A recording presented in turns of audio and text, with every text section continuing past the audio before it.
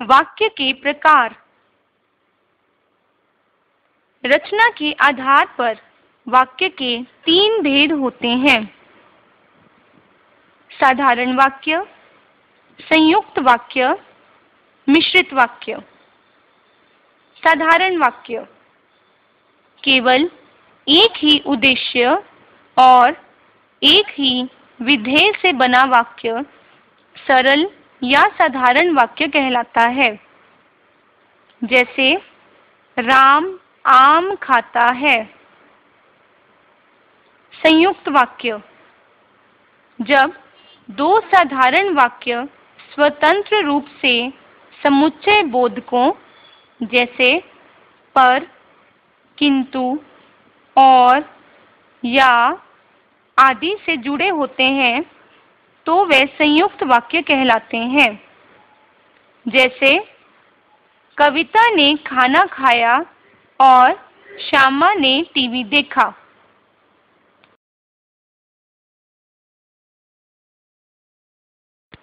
संयुक्त वाक्य 4 प्रकार के होते हैं।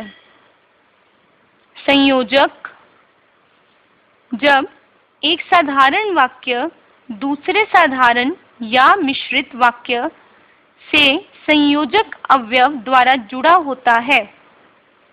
जैसे राधा गई और मीरा आई। विभाजक जब साधारण अथवा मिश्रित वाक्यों का परस्पर भेद या विरोध का संबंध रहता है। जैसे वह खाना खूब खाता है पर मोटा नहीं होता। विकल्प सूचक जब 2 बातों में से किसी एक को स्वीकार करना होता है।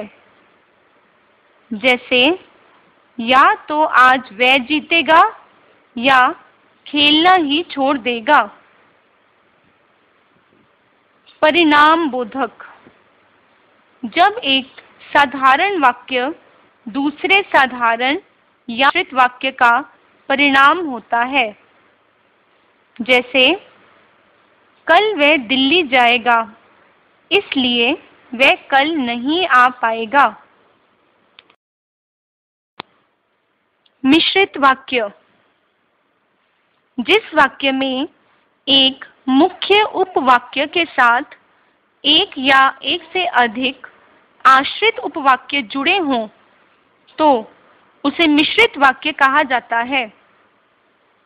इसकी विशेषता ये होती है कि ये व्याधिकरण समुच्चय बोधकों क्योंकि, यदि, जिससे, इसलिए आदि से जुड़ा होता है।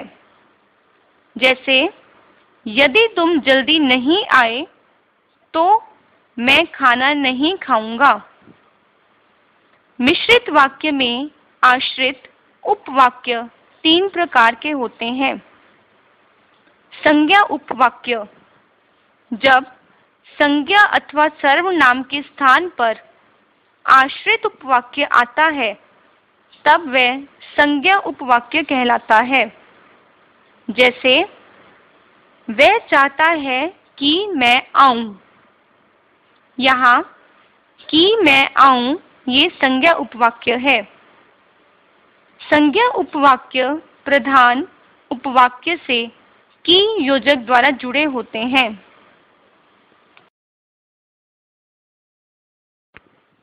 विशेषण उपवाक्य जब मुख्य उपवाक्य की संज्ञा शब्द अथवा सर्वनाम शब्द की विशेषता आश्रित उपवाक्य बतलाता है वह विशेषण उपवाक्य कहलाता है।